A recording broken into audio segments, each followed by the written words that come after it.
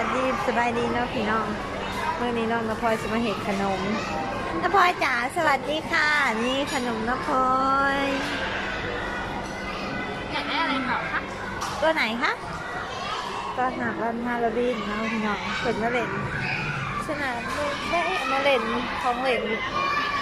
มาเล่นของเล่นน้ำพลอยก็ทำขนมปัง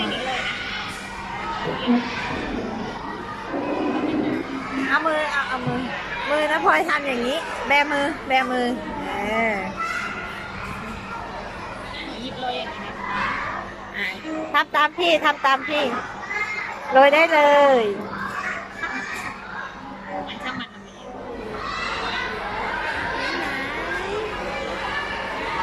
ขนมนะพลอยจะเป็นหน้าตายังไงเนี่ยยิ้มหน่อยจี้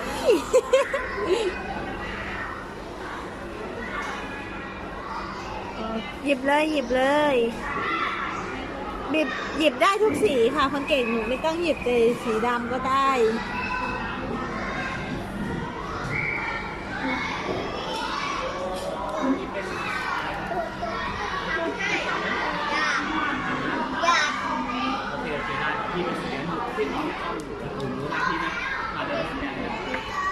ตามพี่ไอไปก่อนนะมาสแกนก่อน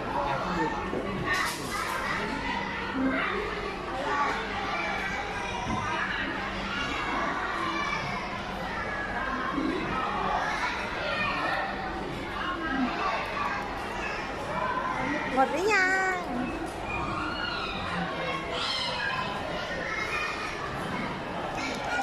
ตัวที่สองตัวนี้เสร็จแล้วตัวที่สองอยากได้สีอะไรคะไม่ประกบกันค่ะคนเก่งทำแบบนี้เห็นไหมเอาสีไหนเราพี่ไอก่อนแล้วพลอยเอาสีไหนใจเย็นลองใจเย็นใจหนูก็หนูสแกนมาแล้วอ่ะเราพี่ไอก่อนเราน้องพลอยต้องทำเหมือนกันที่พี่สอนทำเลยกำสองเย็นนะบีบแรงบีบหมดเลยทำไมไม่ออกวะลูกแม่ทำไมล่ะอ้าวทำไมติดเหรอคะ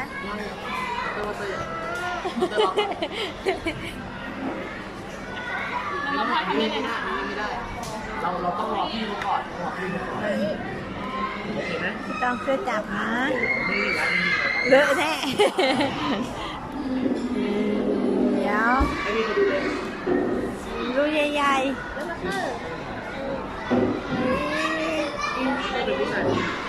บีบแรงๆนะพลอยบีบแรงๆมันจะได้ออกแรงๆเลยนะคะพี่แกะให้บีบอีกเราไม่ดื้อแล้วอยู่ที่พี่เขาพูดอะไรเราตามเลยนะพอหรือยังวนรอบพอแล้วเด็กพี่ไม่ดูก็ไปกินเลยก็ได้นะเอาสีอะไรต่อสีอะไรต่อคะเดี๋ยวสีอะไรมีสีเขียวด้วยนะสีเขียวไม่ได้หนูเทแล้วหนูเทไหมฟันดูขนมนะพลอยนะเป็นลูกฟันว้าใครนะพลอยจะกินฟันเหรอเนี่ยต้องวนหนีก่อนเดี๋ยวเป็นยายเกนนี่เหรอไหนน้ำพลอยกินอะไรนะว้ากินได้เลยเหรอโอ้ไหนให้ดูสิว้าน้ำพลอยกินลูกฟันเลยอร่อยไหมเนี่ยขนมนะอร่อยเหรอคะ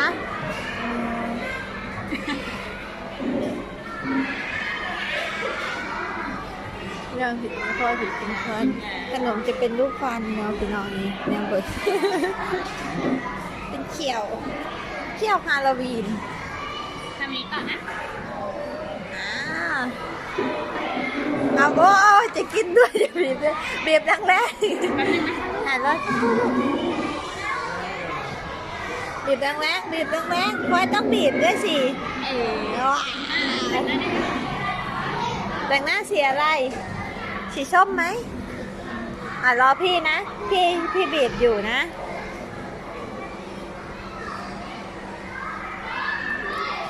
อร่อยไหมขนมนะมันคือขนมอะไรอ่ะเจลลี่เหรอแต่มันเป็นรูปฟันนะพลอยกินพันเข้าไปคายออกมาคายออกมา หนูอยากได้นี่อ่ะ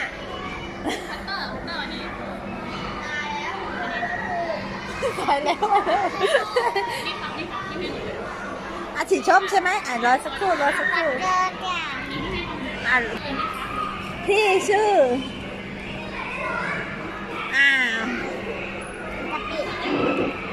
เดี๋ยวเป็นเปื้อนเนาะพี่น้อง ขอสีขาวหน่อย บีบคอยบีบแรง อันนี้ ๆแรง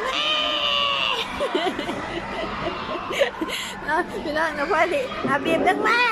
งแล้วสิออกสำได้มาพี่ต้องบีบมา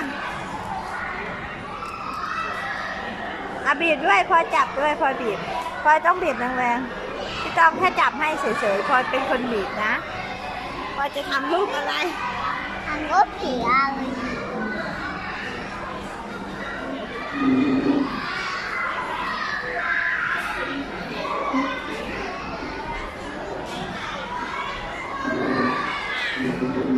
แล้วเสร็จยัง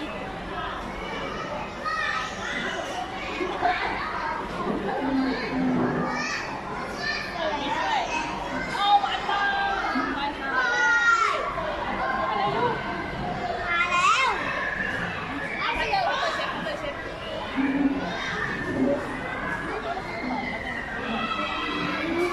ปากเหวอเลยดูสิน้าพลอยปากเหวอเหมือนน้าพลอยเลยดูสินี่ดูขนมนี่ปากเหวอมันดูเลยเหวอเหมือนกันเลยไหม เดี๋ยวพี่จะกลับมานะคะ มันหลวมเลยใช่ไหม ไม่ได้เสื้อเลอะไม่ใช่ป้ายเลอะ เอาอีกไหมเนี่ย ทำไมไม่มีเสื้ออ่ะ ฮะ ไม่ใส่เสื้อ เพราะว่าเราไม่ได้ทำขนมปังเราไม่ต้องใส่ชุดกันเปื้อนก็ได้บีบเบาๆนะคะ ขนมนะพลอยพี่น้องนี่ ได้เลย ทานได้เลยอย่าพึ่งเราทำเสร็จค่อยกินทีเดียวพี่คะมีเช็ดชู่ไหมหนูขอเลอะเลย มันเลอะนะคุณเก่งเช็ดดีๆนะ ลายจิกดำ ไม่รู้เหมือนกัน ๆเกอร์ปักเกอร์ โอ้ เลอะเลยอ่ะ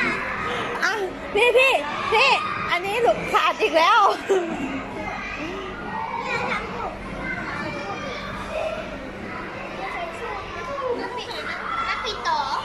พี่น้องเล็ก หนูขอโทษนะเพราะว่าหนูปิดเล็กเนี่ย อย่าพึ่งบินอย่าพึ่งคนเก่งตัวนี้มันก็เลอะเห็นไหมนี่มันเลอะอย่าพึ่งรอสักครู่เดี๋ยวพี่เปลี่ยนให้พลอยหนูกินได้เลยนะนี่หนูจะไปให้แม่ดูให้แม่ดูระวังเลอะหนูนะ แม่ เดี๋ยวพี่เอาให้นี่ไงท็อปปี้เดี๋ยวแย่งดูเดี๋ยวพี่ตามให้เราท็อปปี้นะ แล้วถ้าแต่อัน อร่อยไหมคะขนมปังกัดกรอบไหมกรอบอร่อยไหมหวานไหมคะโอ้แอบกินท็อปปี้ด้วยไหนหันหน้ามาซิขอดูหน้าหน่อยคนที่แอบกินขนมขอดูหน้าหน่อย น่าเลยดี กินได้นะ มันคือดำๆอ่ะ นี่ ดำๆไหนคะ หนูจะกินได้ไงอ่ะ พี่น้องดำ ได้ไงอ่ะ ๆหน้ากากฮาโลวีนนะพี่น้องบ้านนี้น้องพลอยอยู่มุมทำขนมพี่น้องมีหน้ากากขาวด้วยโน่นหน้ากากขาว เดี๋ยวเราเข้าไปดูตรงโน้นนั่นเวลาตาดักนำขนมนะพลอยพี่น้องขนมต้อนรับฮาโลวีนเนาะนี่พี่น้องฮาโลวีนกินหมดครึ่งหนึ่งพี่น้องขนมกินขนมปังหมดครึ่งหนึ่งทำเสร็จครึ่งหนึ่ง ไปเลยเนาะ เห็นไหมทำหลง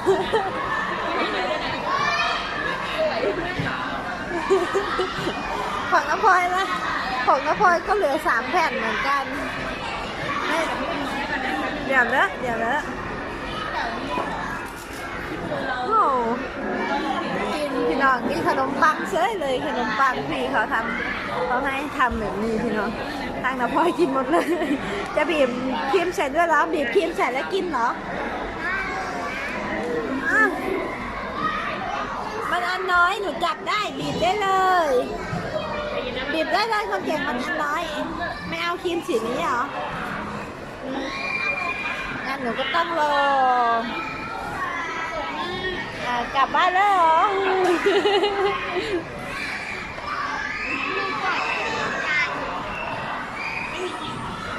พลอยทำอะไรอ่ะแล้วพลอยชอบไหมคะที่นี่ทำขนม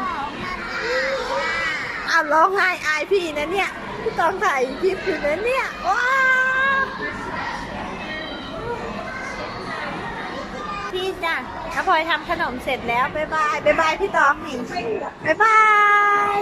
บ๊ายบายเนาะพี่น้องเดี๋ยวไอ้น้าพลอยไปเล่นต่อเนาะพี่น้องบ๊ายบายระบายสีกับน้องพลอยเด้อพี่น้องนี่น้องพลอยระบายสีม้าสีอะไรคะม้าหนูสีอะไรคะน้องพลอยม้าสีม่วงแล้วก็มีนี่ของน้าพลอยด้วยนะหน้ากากใส่หน้ากากสิมองไม่เห็นตาเลยนี่แน่เห็นแล้วใช่ค่ะถ้าเรามองไม่เห็นตาเราก็จะมองไม่เห็นไงคะโอ้น้าพลอยระบายสีเก่งจังเลยเนี่ยอย่าลืมสีต้นไม้ด้วยนะรอด้วยสิเลือกสีเอาสีเขียวคือสีอะไรสีของอะไรคะสีเขียวต้นอ๋อได้เสร็จแล้วเหรอโอ้โหเหมือนค่ะต้องระบายให้หมดครบทุกวันนะ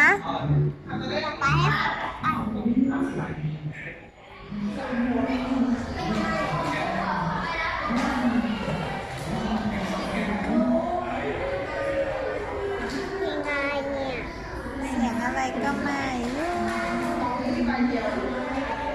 ระบายให้เสร็จนะนี่พี่น้องผลงานของน้าพลอยน้าพลอยระบายม้าสีชมพูต้นไม้สีเขียวพื้นก็สีเขียวพี่น้องอันนี้ซื้อมือพี่ตองพี่น้องโปเกมอนระบายสีพี่น้องสวยผมพี่น้องแม่น้าพลอยมีหัวด้านศิลปะนะพี่น้องดูสิมาจากสีนี่เป็นยูนิคอร์นไปเลยมีสีเขียวสีม่วง